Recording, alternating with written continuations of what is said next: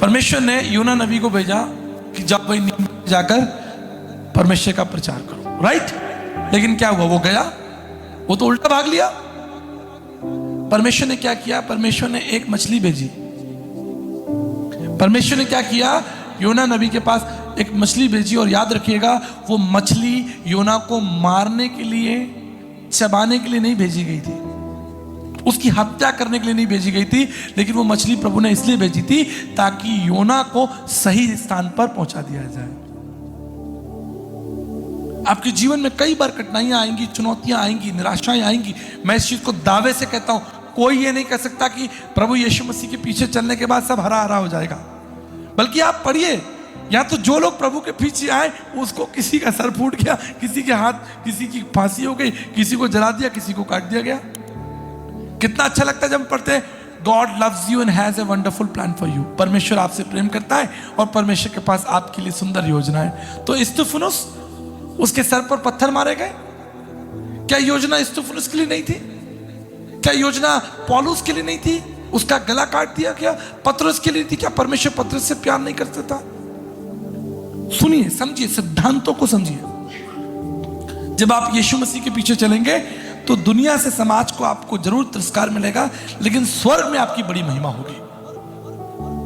इसलिए स्वर्ग में कहा जाएगा, हे विश्वास योग्य परमेश्वर के दास, अनंत राज्य में तेरा स्वागत है। स्वर्गदूत खड़े होंगे और ये सब कुछ होगा क्योंकि प्रभु का वचन कहता है। इसलिए मैं आपको इनकरेज करना चाहता हूं, do not lose your hope in Christ. यीशु मसीह में अपने विश्वास को, प्रेम को ठंडा मत होने दीजिए। ओके? 3 महत्वपूर्ण कारण मैं आपके सामने रखता हूं जिससे आपका विश्वास, आपका प्रेम मसीह में ठंडा हो जाता है। The very first and very important God has revealed on me, neglecting समझते हैं आप?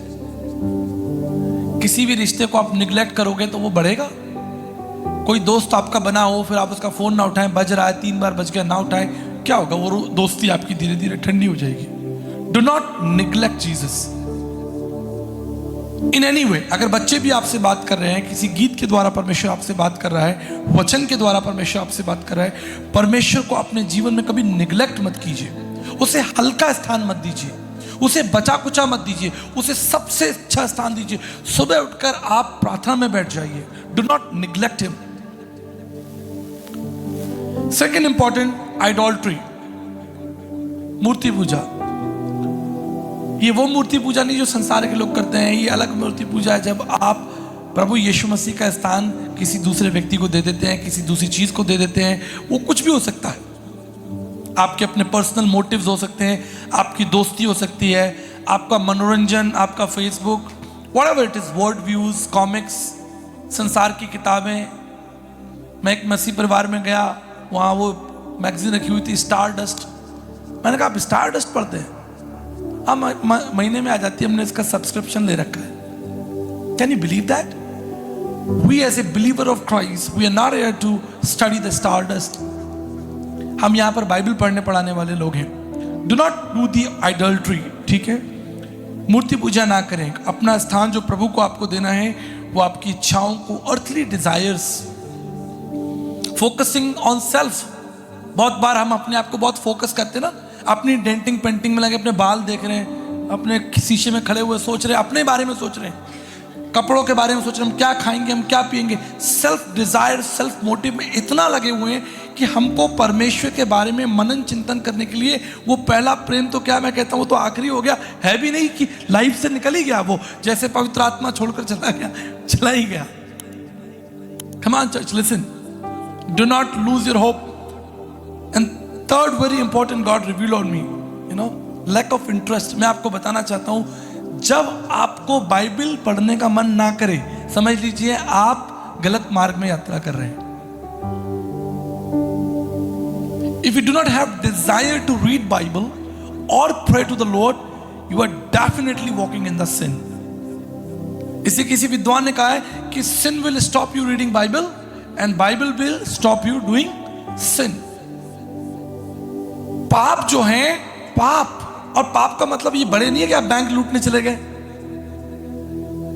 कोई भी चीज, सेल्फ मोटिव, कोई भी ऐसी चीज जो आपकी महिमा के लिए हो, if you don't have Dzire, आपके अंदर प्रार्थना करने के लिए, आपके अंदर उपवास रखने के लिए, आपके अंदर वचन को पढ़ने सीखने के लिए। आप जानते हैं, मैं एक फ्रेंड के घर में था यूएस में, उनके यहाँ किताब रखी हुई थी सोल विनर, चार्ल्स स्पर्जन। कितने लोगों ने नाम सुना है चार्ल्स स्पर्जन का? One of the best writer in the whole world, Charles Spurgeon, परमेश्वर के महान दास। आप उनकी किताबें पढ़े, उनकी किताब रखी हुई थी सोल विनर। अब देखिए, मेरे आगे बड़ी कठिन परिस्थिति हो गई।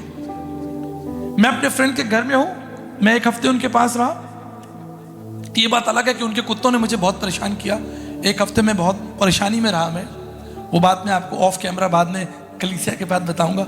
लेकिन अब जब मैं बिल्कुल जाने वाला हूं, उनके घर से निकलने वाला हूं अगले 2 मिनट के अंदर, और हमने प्रार्थना कर ली, लेकिन 2 दिन से मेरा हार्ट जो है, मेरा जो दिल है, उस किताब के ऊपर था सोल विनर। मैं उसको पढ़ रहा हूं। अब मेरे मन में आ रहा है कि यार मैं इनसे मांगू कि ना मांगू, इनकी किताब है। तो मैंने इंडियन दिमाग लगाया, अपना भारतीय बुद्धि प्रणाली लगाई। मैंने कहा भाई साहब 2 घंटे की हमारी यात्रा है, अगर आपकी इजाजत हो तो मैं किताब ले लूं और मैं 2 घंटे में इसको कार में पढ़ता रहूंगा। Oh yes yes yes you can take. मैंने वो किताब रख ली और मैं उसको पढ़ने लगा। अब सफर तो पूरा हो गया, किताब खत्म नहीं हुई।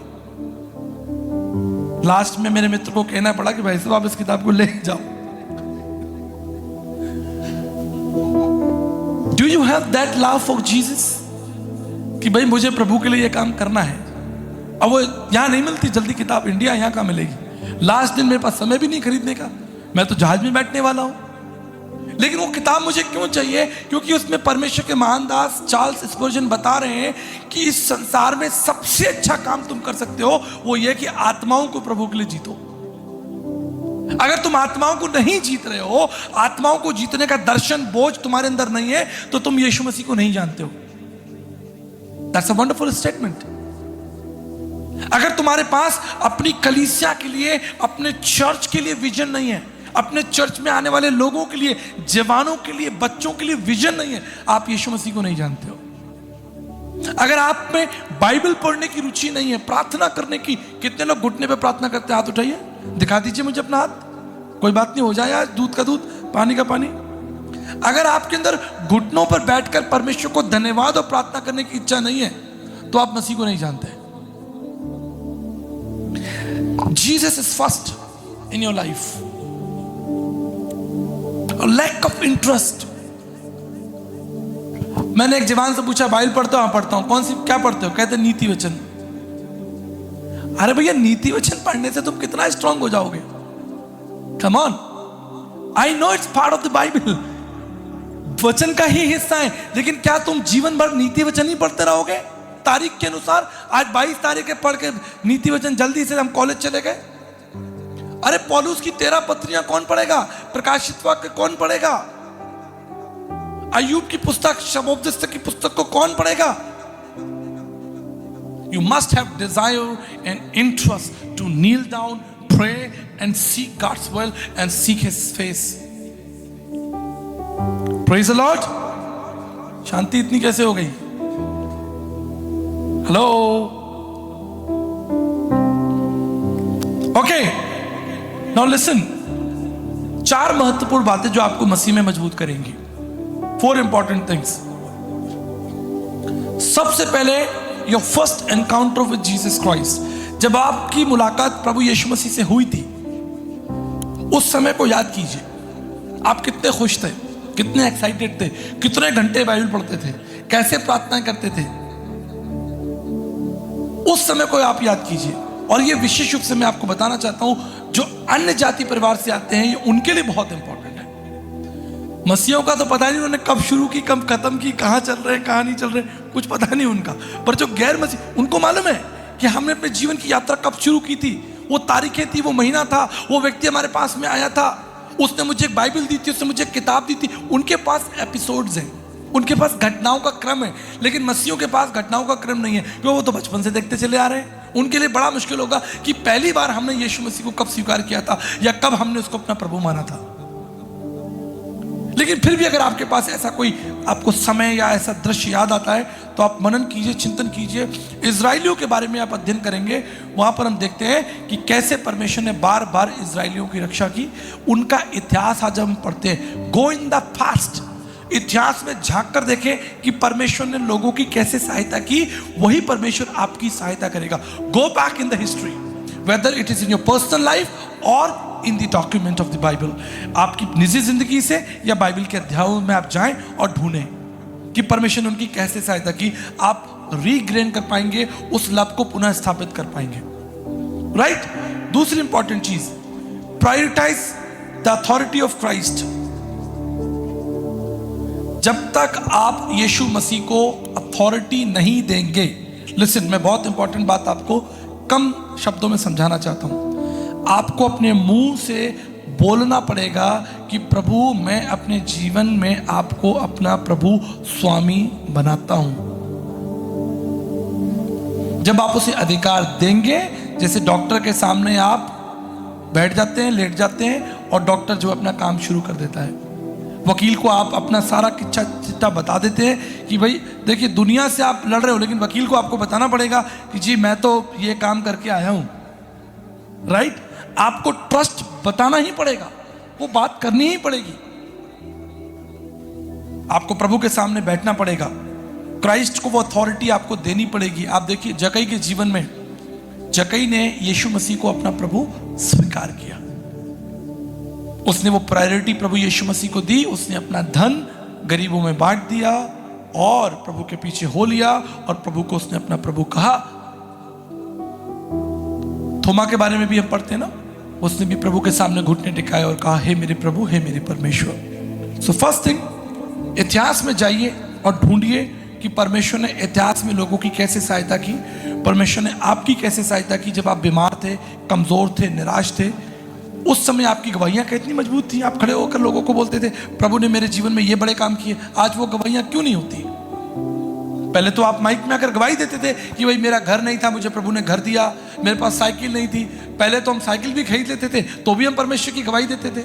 आज तो घर बन जाते हैं, गाड़ियां बन जाती हैं, आज आप दुनिया के बड़े बड़े काम कर लेते हैं, लेकिन आपको लगता नहीं कि वो गवाही का हिस्सा है। आपको लगता है मेरे जीवन में हो गया, मैं बुद्धिमान हूं, मेरा इंक्रीमेंट हो गया, मुझे सैलरी मिल गई, मेरी चीजें आ गई, मैंने कर लिया, मेरा रुका हुआ पीएफ मिल गया, मैंने कर लिया। लेकिन पहले किस्तों पर साइकिल भी आती थी तो भी आप कहते थे प्रभु ने मुझे दिया।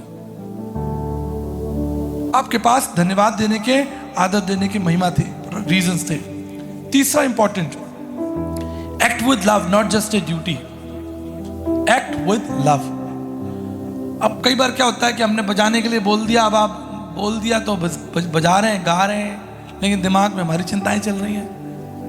Are you singing for Jesus? Are you playing for Jesus? क्या आपके अंदर वो उत्साह है, या बस आपको लगता है कि भाई एक रूटीन है, मुझे ऑक्टोपैड बजाना है, मुझे कीबोर्ड बजाना है, मुझे अपना समय देना है, 4 गाने गाने और बैठ जाने? Are you excited for that? क्या आपके अंदर एक जोश है कि मैं यीशु मसीह के लिए बजाऊं, यीशु मसीह के लिए गाऊं? अरे गा के तो राजा दाऊद ने 150 भजन लिख दिए। वो इतना एक्साइटेड है। परमेश्वर के लोगों ने, आपको क्या लगता है ये वचन आपके हाथ में जो दिया गया है, जरूर परमेश्वर की प्रेरणा से रचा गया, लेकिन उन लोगों के बारे में सोचिए जिन्होंने बैठकर इसे क्रमबद्ध लिखा। आप भी लिख सकते हैं कि परमेश्वर ने आपके जीवन में क्या क्या भले काम किए। आप क्यों शर्माते हैं? आप क्यों डरते हैं गवाही देने से? आप संकोच करते हैं, आप सोचते हैं कि अगला मेरी गवाही मानेगा नहीं, अगला मेरे जीवन को विश्वास नहीं करेगा, मेरे जीवन में तो और ऐसी घटनाएं हो रखी हैं। अरे मेरे जीवन में ऐसी ऐसी घटनाएं हो रखी हैं, फिर भी मैं दावे से खड़ा हूं, फिर भी मैं स्पष्टता से खड़ा हूं। आप कहेंगे जी मैं तो फेल हो गया, मैं प्रभु की क्या स्तुति करूं, मेरा तो बिजनेस अच्छा नहीं चल रहा है, मैं तो कर्जे में चल रहा हूं, मेरे पास तो धन्यवाद का कोई कारण ही नहीं है। मैं आपको बताना चाहता हूं, बाइबल उठाकर देखिए, जिन जिन लोगों ने परमेश्वर की महिमा की है वो उस समय कठिन परिस्थितियों में ही थे। कोई जेल में बंद है, कोई मार खा रहा है, कोई भूखा है, कोई प्यासा है, कोई लुट गया, लेकिन वो परमेश्वर की महिमा कर रहे हैं। इसलिए आपको कभी भी अपने जीवन में लगता है कि नहीं जी मेरे जीवन में तो डर का माहौल है, मेरे जीवन में तो घृणा का माहौल है, मेरे साथ तो ये घटना हो रखी है, मैं क्या गवाही दूंगा, कौन विश्वास करेगा? मैं आपको बताना चाहता हूं, कोई तो विश्वास करेगा। कोई है जिसे आपके इतिहास से और आपकी कमजोरी से कोई लेना देना नहीं, आपके संग क्या बीता उससे कोई लेना देना नहीं।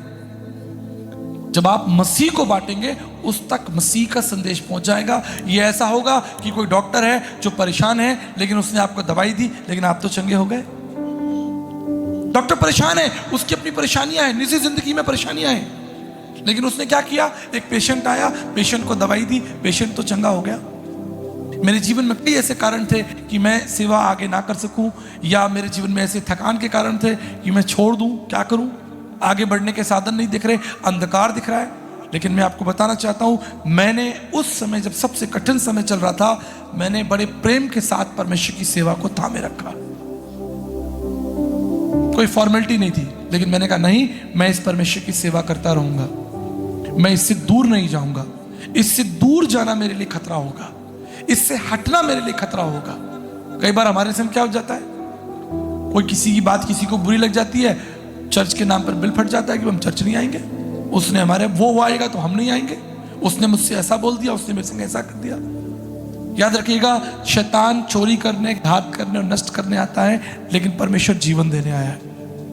आप कलीसिया में मसीह के लिए आते हैं, इससे बड़े प्रेम के साथ उस इत्र को लेकर आइए, बड़े आदर के साथ उस इत्र को लेकर आइए। और आपको किसी के पैरों पर वो इत्र डालने के लिए नहीं कहा जा रहा, वो यीशु मसीह के पैरों पर डालने के लिए कहा जा रहा है। Give your sacrifice to Jesus and Jesus will accept it. And the last and very important, focus on the word and prayers. अगर आपको लगता है आपका पहला सा प्रेम ठंडा हो गया है, कमजोर हो गया है, कुचल गया है, घायल हो गया है, उसके अंदर शक्ति नहीं है, पहला सा प्रेम। मैं एक परिवार से मिला जिनका एक बच्चा था इंडियानापोलिस यूएस में, उसको 38 बीमारियां हैं शरीर के अंदर। उसको एक बड़े से क्या कहेंगे उसको, उसमें लेकर आया गया, छोटा बच्चा था 4 साल का, उसकी आंखें, उसका ब्लड, उसके हाथ पैर, उसके बोन्स, उसका हार्ट, उसका liver, 38 diseases in 2 year boy. उनके माँ बाप के पास धन्यवाद देने का कोई कारण नहीं है, राइट? लगता तो ऐसे ही रहा कि भाई एक बच्चा हुआ, उसके अंदर भी 38 बीमारियां हैं। मुझे नहीं मालूम था, मेरा एक फ्रेंड था, उन्होंने कहा पास्टर साहब इस बच्चे को 38 बीमारियां हैं शरीर में। या हमारे शरीर में एक बीमारी हो जाती है, हम परेशान हो जाते हैं। उसके हार्ट में भी छेद है, उसका लीवर भी छोटा है, उसके थैलेसीमिया भी हो रखा है, उसका ब्रेन भी काम नहीं कर रहा, उसकी स्किन भी डैमेज है, उसकी आंख भी टेढ़ी है, उसके शरीर में ना जाने कितनी बीमारियां हैं। लेकिन माँ बाप कहाँ है? माँ बाप उस बच्चे को लेकर ठीक 9 बजे चर्च में है। और आप जानते हैं एक अच्छी बात उनके माँ बाप ने मुझे बताई, दे नेवर मिस चर्च। उस बच्चे को लेकर उठाकर तैयार कर कर प्रत्येक रविवार को परमेश्वर की आराधना करने के लिए आते हैं। कोई आशा नहीं दिख रही, कोई चमत्कार नहीं हो रहा, बच्चा वैसे ही है 2 साल से, लेकिन वो एक बात जानते हैं कि हम परमेश्वर के साथ अपने मुंह को नहीं मोड़ेंगे, चाहे हमारे जीवन में कितने ही कष्ट आ जाए। क्योंकि संसार की यात्रा तो खत्म हो जाएगी, लेकिन परमेश्वर के संग यात्रा जो है वो सदा बनी रहेगी। पतरस ने 3 बार यीशु मसीह का इनकार कर दिया। हम पढ़ते हैं ना, पतरस ने कितनी बार कर दिया, कितनी बार कर दिया, 3 बार कर दिया। आपने कितनी बार कर दिया? हेलो आप पतरस की 3 बार गिन के बैठे, अपना नहीं गिन रहे हैं। मैं अपना नहीं गिन रहा हूं। अरे हम तो डेली सुबह दिन में 3 बार इनकार करते हैं। उसने अपनी पूरी जिंदगी में 3 बार इनकार किया, हम दिन में 3 बार इनकार कर देते हैं प्रभु का। Come on, listen very carefully.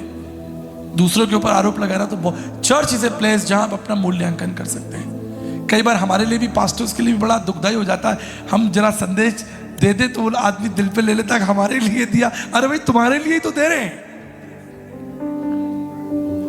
एक जवान खड़ा हो गया, नीचे गैलरी में मुझे मिला, बोला भैया आपने मुझे टारगेट किया। मैंने भैया तुझे ही टारगेट किया मैंने, क्या करूं, तुझे बचाना है, तुझसे प्रेम है, राइट? हमारे लिए भी बड़ा भैया आप ऐसा कठिन प्रचार। अरे भाई तो और क्या करें, यहां पर तो मूल्यांकन ही होगा। यहां पर तो पतरस 3 बार मना किया, तुम जिंदगी में तुम दिन में 3 बार मना कर रहे हो, और पिछले 40 साल से मना कर रहे हो। उसके लिए कुछ नहीं कर रहे तुम, उसके लिए जो तुम कर सकते थे तुमने वो नहीं किया, जो तुम्हें करना चाहिए था तुमने वो नहीं किया। इसलिए परमेश्वर का वचन कहता है कि तेरा पहला सा प्रेम तूने पहले तो कर रहा था, तभी तो वचन में लिखा है कि तूने छोड़ दिया है, यानी तू पहले कर रहा था अब नहीं कर रहा है, तो कर, दोबारा कर। उसको इंकरेज किया जा रहा है। अंतिम बात बताकर मैं आपके लिए प्रार्थना करना चाहता हूं। Praise the Lord.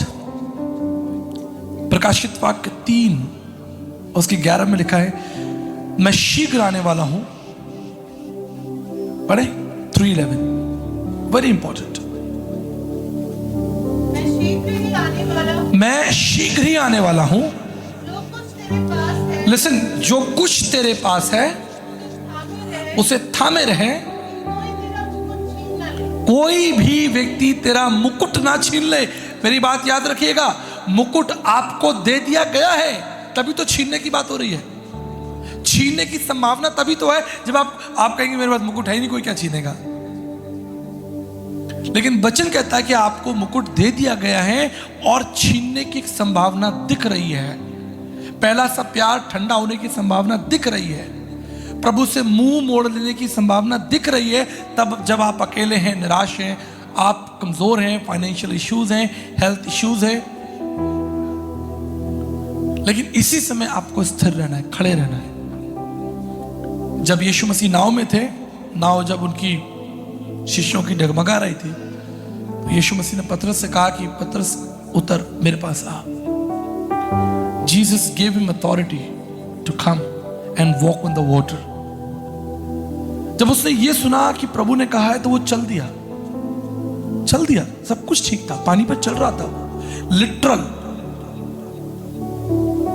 एक बात याद रखिएगा, मैं बाइबल पढ़ाता हूं, बाइबल में कुछ घटनाएं ऐसी हैं जो विज्ञान से मेल नहीं खाती, लेकिन फिर भी हमारा परमेश्वर तो विज्ञान से भी ऊंचा है। Peter walked on the water, literally he walked. लेकिन जब उसने दाएं बाएं देखना शुरू किया, वो डूबने लगा। He started sinking। डूबने की संभावना बनी हुई है, बहुत से कारण हैं। कोई आपको ऐसा दोस्त मिल जाएगा जो आपको डुबो देगा, कोई ऐसी परिस्थिति ऐसे आपको मिल जाएगी जो आपके विश्वास को डुबो देगी, कोई ऐसा कारण मिल जाएगा, कोई व्यक्ति आपको चोट पहुंचा देगा,